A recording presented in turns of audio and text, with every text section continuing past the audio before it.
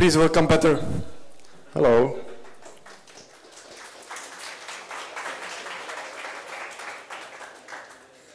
My presentation is named Rest is Dead, but I mean as an API for UI interfaces, but I will tell you more.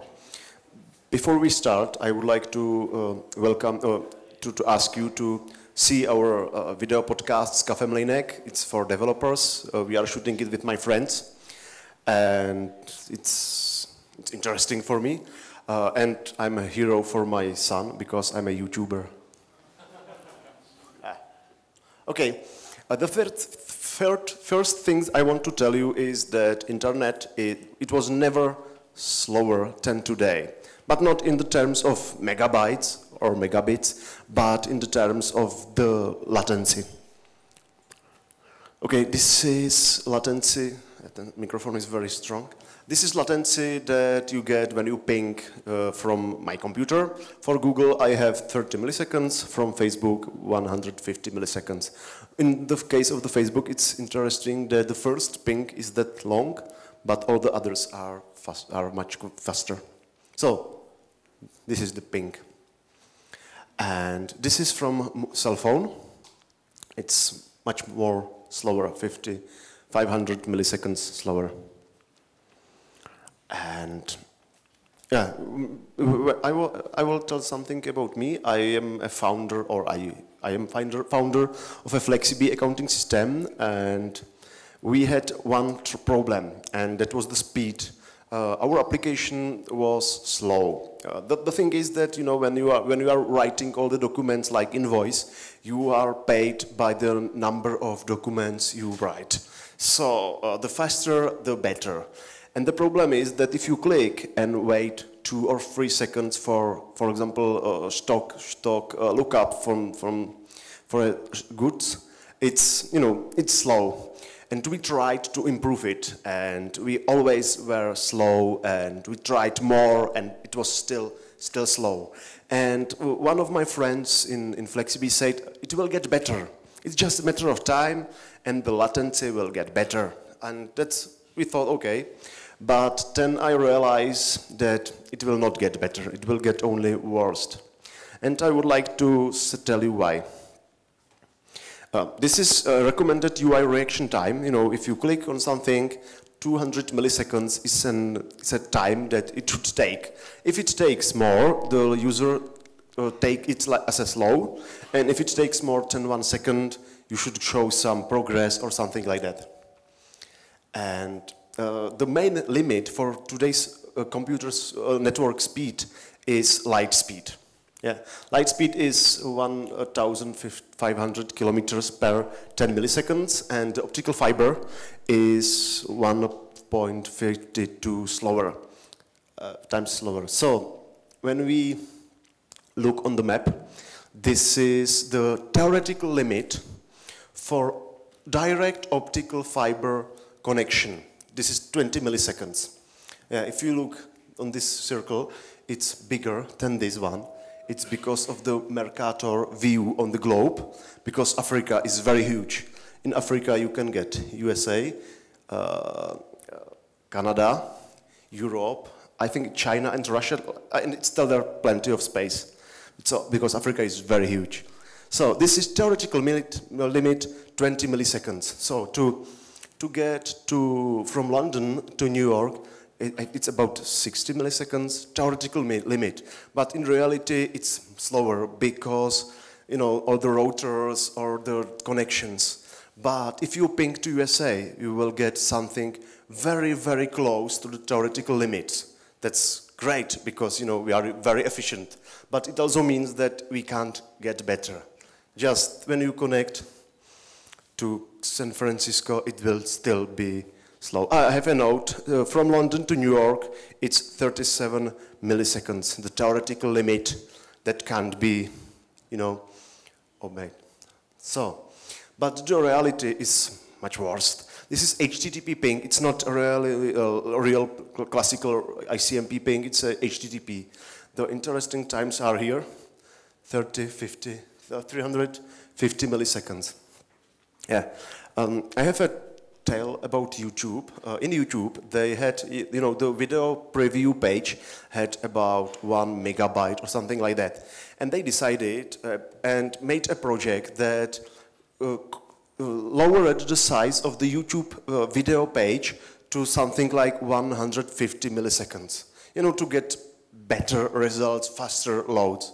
So they did it, they made it, and they published it. And they looked on the results, and they found out that the average, it wasn't getting smaller, it was getting higher. Then they decreased the size, and it was slower.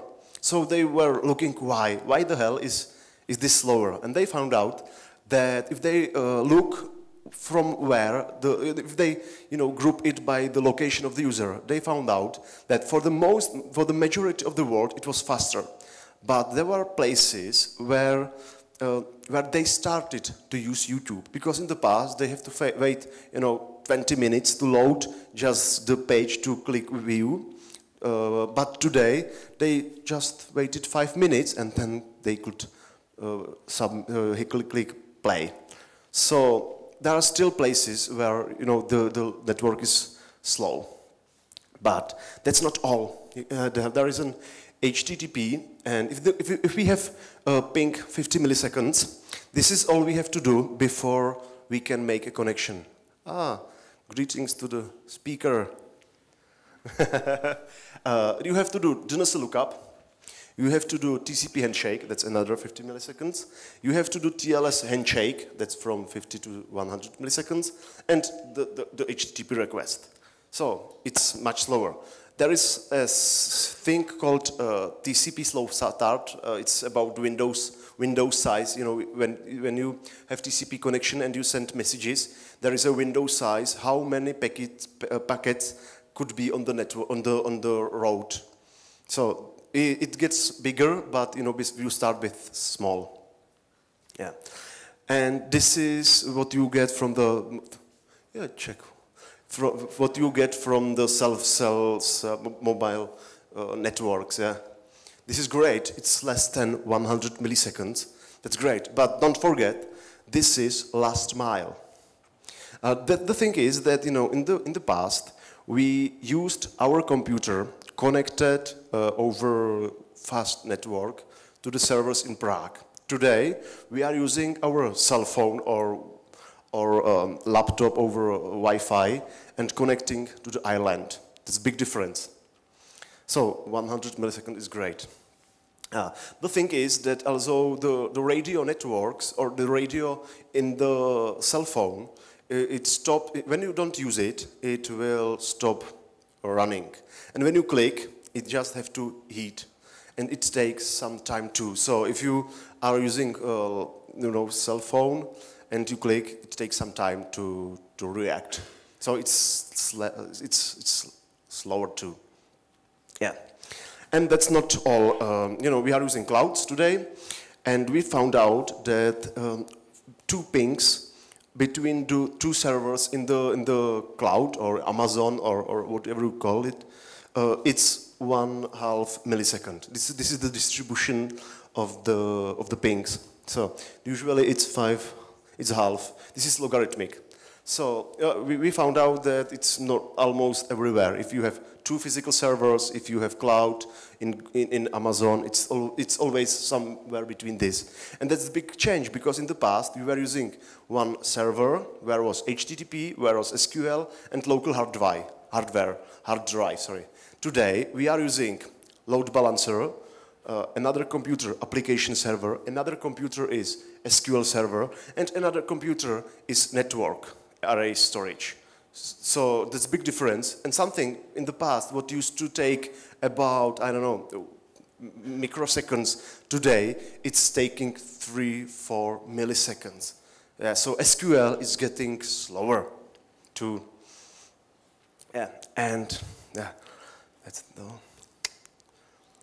so. And the big difference is that our expectation has changed. In the past, 10-15 years ago, I just clicked and waited even a minute. Today, if I click on a page, it doesn't load in 3 seconds. I just leave. So our expectation has very, very changed. And yeah, so high latency will stay with us. It will not get better. Maybe a little better than today, but not much. Because, 3 seconds is still too much. And yeah, so what we can do with that? We can do less requests. So we usually use some webpack or something like that to get all the files together, to have less files we have to fetch. So we use, so we can use that. We can use CDN and, for example, HTTP2. This is the difference from my computer. This is the test for CDN 7.7, for HTTP2 and classical HTTP. This is loading all the images. It's a test case, so it's very slow, and this is the difference. It's 3 times faster, more than 3 times. So, but it's not enough still.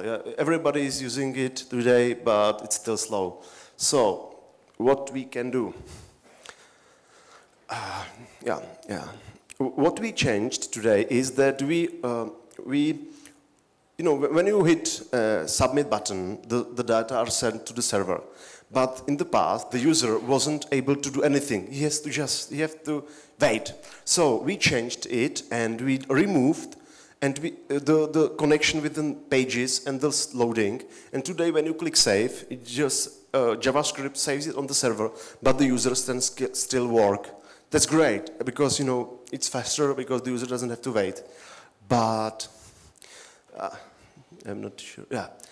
But if we want more, so we went to asynchronous work. We have to remove that was saving, but the same thing is for the loading. So we wanted to remove the relation of the page loading and the data loading. So we went to single page application. Who is using today single page application? Show your hand. Yeah, because the rest is doing backend. I know. And single page application. But the thing is, in the reality, it's still slower than it used to be. Because the problem is loading the data. Yeah. When you read the data, the single page application has to read it, and it's slow. This will skip that. Yeah, that I will not tell about React because it's not interesting. Reading data. Angular is not interesting too. Yeah, this is how it looks usually. You just make latest posts. I want 10 of them, and for every post you want more information. You can't do this at the same time because you don't know the IDs of the posts. So what do? You ask for the posts, then you know the IDs, and for every ID you have, you ask for more information, like likes here. And then you ask for friends and messages. Yeah, but it's slow because there is an N+. If you ask not 10, but 100, and it will take a lot of time before it loads. So what we do in this case? This. Get, and you ask includes, posts, likes. So you ask the server to send you more data, not just only these posts, but also the additional information. And still you do this. But this is not really a REST call because you are changing it and putting everything together. This is what we are doing in the FlexiB. FlexiB has API, and we are doing this. And I can tell you that if you ask, in the reality, you have, for example, 5 or 6 like this. And that's not all, because you have to say, I want the fields. You have to tell what fields you want to. And this is not really readable, and it's hard to maintain. So last year, the Facebook released a specification of something that it's called GraphQL. It's a standard, and you can implement it, but the libraries are already implemented. Yeah, that's GraphQL. Yeah, how it works. Now there is one endpoint, and you post to this endpoint and content that looks almost like JSON, but without the values. And you send it there, and you get the response.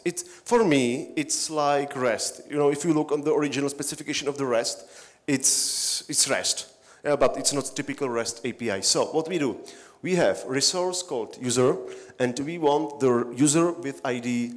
So we have parameters, and the thing is, we have the parameters related to the resource. So we can get multiple of them, and they will not get mixed. That's the difference between the previous example. And then we specify which fields we want, and which not, and relations, for example, and what we want. The thing is that in the FlexiB, for example, we had troubles, you know, we put some fields in the resource, and later we found out that getting this resource is slow. But we couldn't remove it because it's slow, because, you know, we break the compatibility. So we had to tell everybody, you know, if it's getting slow, just remove this attribute. You know, there was a special argument for that, and it will get faster. Yeah, but, you know, the default is slow. Yeah, and for example, if we change some schema, for example, you have one number in the resource, and then you found out that it's not enough, and you make a collection of numbers from it. Yeah, you know, it's easy still to get them summarized, but you don't know which one the user will want, so you have to always fetch it and put the number there. The advantage of GraphQL is that what you ask, you get, nothing more. So if you don't specify that you need it, you will not get it, and the server can optimize for it.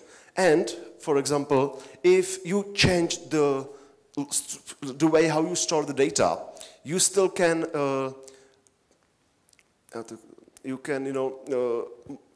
fetch the data and provide it as they used to be. Yeah, because the user exactly say, I want this field, and you can fill it. Even if it's slow, but you know, he asked for it. And that's GraphQL. It's very similar to REST, and it's very readable. And it's easy to use. So, GraphQL. So, and that's not all. Facebook also is using a library that is called Relay. That's a user interface library that helps you read the data. Yeah, it's for React, not for Angular. And the thing is that, you know, we have data and components. And every component needs some data. In the classical model view controller, you have the controller that reads all the data. So you have something that reads all the data, and, you know, sometimes happens that the data are not used anymore, but you are still fetching them. Yeah, because, you know, it was on the two places, and you removed it from the one, and also from the second one, but you are still reading it. In the GraphQL, in the Relay, it works in a different way. Relay, every component in the Relay specifies what data it needs, and before the page is rendered, the Relay collects all the information that are needed and makes one request. Yeah, so, and every component gets only what it wants. So for example, if you have two components, every needs the same resource, for example, users, but different attribute, you will fetch all the attributes that are needed, but every component will get only those that are needed for them. So, how it looks. Now this is React component, hooray. And yeah, there is this is not called user, it's a general React component. This is property user. It's, you know, you can name it how you want, but you will see it later.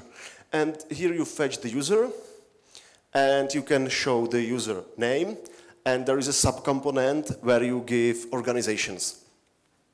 And yeah, that's very, very simple React component, and there you can see no reading of data. But you have another part of the same file where you create relate container from it. No, this is the name of the class, left nav organization. And here you specify the user, and here you specify what the component needs. So you say, this is the fragment of a user, so it gets provided the user, for example, current user or something like that. And we need ID, name, and the organizations, list of organizations, but the attributes that are needed are read from the subcomponent, organization chooser, so you can see the composition. And the relay will create one request with all the fields that are needed and request them at once. The thing is, you don't have to take care of how the data are read. You just use them and they will magically happen to be there. That's GraphQL. Yeah, relay, I said that. Relay is a component system that adds some details to the GraphQL. You know, GraphQL is very, very general, and it doesn't support, no, it's not support, you know, it doesn't have specification, for example, for paging, for cursors, or something like that. The relay specifies it, and it adds, it's a level above the GraphQL. So it's easy to use. Yeah. What it adds, global ID.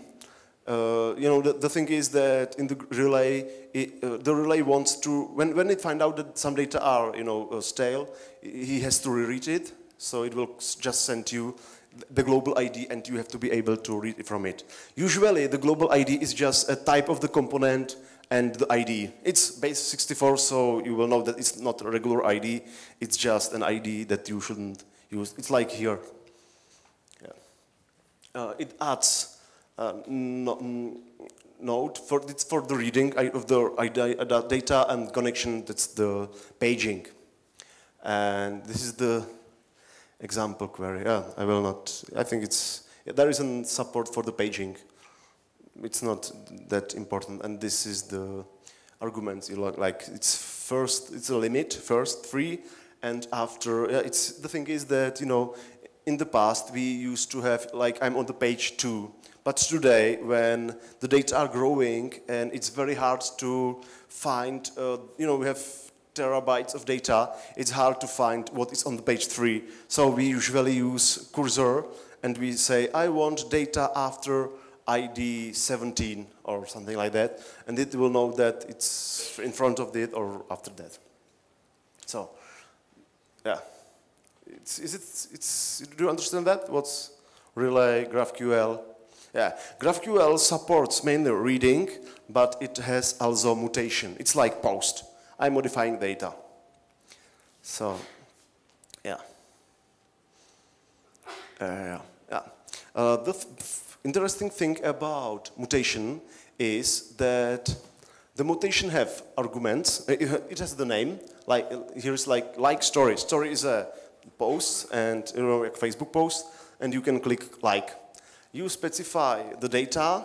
That's it. Story ID, and you specify what data it needs, because sometimes for the mutation you need more data, so the relay will provide the data for you. And this is for the, you know, when you change something on the server, the client has to be reflected. Yeah, it's like, you know, we have single page application that lasts over many requests for the user. You know, click, but the data are not read. They are on the client always. So it's not between requests, it's about between clicks, it's single page application. So we have to modify the data locally when we change something. Otherwise the user will still see the original data. So here is specification. If we click like, we modify fields, we modify story, and this is the ID. So it will know I have to reread the whole story object with this ID. And that is what it's doing. How much time do I have, Victor? How much time do I have? Yeah, it's not interesting. Yeah. Okay, so this is the first hour of my 3 hours. Yeah. The relay has support for optimistic changes. So, for example, you specify what has to change, and the relay will modify the local store, so it will look like the data are already changed. And it waits for the mutation finish on the server, and when it is finished, it will read the data. If the mutation fails, it rollbacks the local changes. So with relay, the optimistic changes are very easy to use and very, you know, you just don't care. You just say this increases the number of likes, so 1+. It's easy. Optimistic changes, yeah. this, yeah, the last thing about mutation is that, and this is the thing I don't like about relay. The thing is, all the modifications are done on the server, but on the client, you have to specify what everything has changed. It's like, you know, if you click like, the number of likers has changed. That's logical. But also the sentence, you know, for example, Facebook is the sentence, you and or 5 your friends likes this, it's computed on the server because it's very hard to put it, you know, in the various languages correctly. So they does it on the server, but you have to read it too, and you know, number of viewers that like that. The thing is that sometimes the changes, if you, for example, click like on the story, the top 10 stories can change, you know, but you have to know on the client that it could change. That's not good, but it works for the Facebook, so you can use it. It's a very important thing, but not idle. So, GraphQL.js.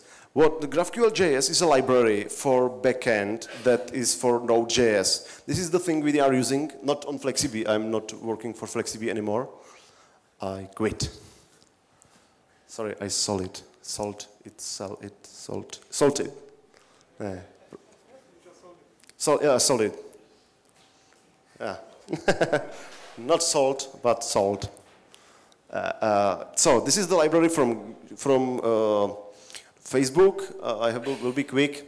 You define the thing about GraphQL is that there is a schema that defines all the structure of the data.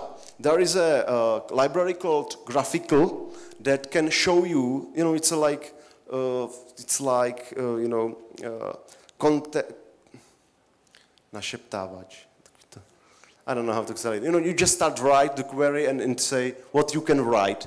So the most interesting thing about GraphQL is that it connects the UI with the server API. For example, the relay translation in React is done on the compile time, if you can call it, in the Babel. It's done on the compile time. So if you change something on the server and you reload the client, the compiler will tell you that the schema you are using is not valid anymore. So you will know something is broken and you have to fix it. So it keeps together the glue between the client and the server. You know, if you change something on the REST, you will not get to know what has changed. But in the case of the GraphQL, you will get know. Yeah, because JavaScript is very dynamic, but the server-client connection has to be very, it can break easily, so there should be some tests, and GraphQL is doing the test for you. Yeah. So there is a schema, and in the Node.js you define it this way. So for example, we have a root query type, that's the definition of the type, that has fields, and one the field is hello of the type string. And when you ask for this field, this method or function is called, and it just returns word. So I will not go much deeper in the GraphQL.js, but it's very easy to write with it, and it works well. The thing is, GraphQL.js doesn't say anything about how you store the data. It's your problem, and you just return a structure usually. For example, object that has field hello, for example, or something like that. So you have to read it from the SQL or no SQL or whatever you want. It's your job. The GraphQL.js just provides the method resolve. If you want, for example, that you return a structure of, I don't know, attachment, so you just return all the attributes, and the GraphQL.js will return to the client only what he asked for. But you can have attributes that are very slow to compute, like the content of the attachment. So you will provide a resolve function for this attribute, and it will get called when the client really asked for the attachment content. So this is the data loader. I will skip that because we don't have time, and that's all. So GraphQL is the future, or something like GraphQL for API between client and the server. I think it will be used mainly internally, not only to public, but usually to your application. So it's a great glue between the client and server you write. I know that REST API will still be used for software communication. When you need to communicate with Google Drive, the REST will still be used. The REST will also be used as an internal API internally in your cloud. Yeah, so you have some GraphQL gateway, and it will call all the microservices you provide, and you will use, for example, the REST API here. But the GraphQL is the connection to the client. So that's it. Yeah. And check. We are hiring. Who doesn't? Phoenix backend. So, questions? Yeah, tell me. So thank you for the presentation. My question is the relay currently the only way how to parse the GraphQL data, the endpoints, or there are more ways? The GraphQL just returns JSON. So relay is not the only way. You can use, there are more implementation. They are doing something like relay, but relay was the first because it's released from the Facebook, and maybe the best, I don't know, but there are another ways. But you can do it you can do it also by your own. You just create a GraphQL request, that's a string that you send to the server, and it returns just plain JSON. So it's not that hard. Any other question? Please raise your hand. Yeah, there are implementation for the GraphQL JS parser. There are implementation in JavaScript, Java, PHP on the server side. And so it's very easy to create whatever you want. So the question. All right, how much is it production ready? Is there some big players except the Facebook who is using that? Yeah, except Facebook. That's a good point. Yeah, I think the relay, the GraphQL was released 1 year and a half ago. The relay was released 1 year ago. So I think there are players that there is an ecosystem of it. GitHub, Interest. Yeah, there is Shopify, Intuit. Intuit is an accounting software. So yeah, it is start to be used because everybody who does the development knows that it's slow, and we have to get it faster. The GraphQL and relay isn't only the one way. There is also another by Netflix. It's called Falcor. But I think GraphQL is better. Falcor is encoding it in the URL, but I like the easy of reading of the GraphQL request because it's very easy. And for example, the relay shows you what in the log of the browser you see what requests were made, how long they took. If the request fails, it retries it. So you don't have to take care about that. That the server isn't just that this request failed because it's still cloud. And the main advantage of cloud is that it fails much faster and more often than in the past. So it has to be very fail-over, but the request fails, so you have to retry it, and the relay does it for you. You just don't care. You just ask for the data. We have another question here. Sorry? Hey, here. Yes. Yeah. How hard is to switch from REST to GraphQL in medium-sized project? You can use it for just small parts. It depends what the language you are using. If you are using React, it's very easy. If you are not using React, you have to find Relay or something like that library for your for Angular or something like that. If it's the main advantage of the HTTP and HTML world is that it's very easy to change the small part. You can have Angular and React together in the same page, just one div and another div. So it's very easy to start. Yeah, to rewrite the whole application, it's very hard. But you can start, and if it's something slow, you just rewrite this part. But that's another topic about long support application. For example, that's an interesting thing about the accountant software. We are not developing software for 5 years. We are developing software for 20 or 30 years. So you have to expect what will be in 30 years. So that's impossible. So you have to be prepared for the change. So thank you very much, Petr. If you have other questions, please find him, have a chat.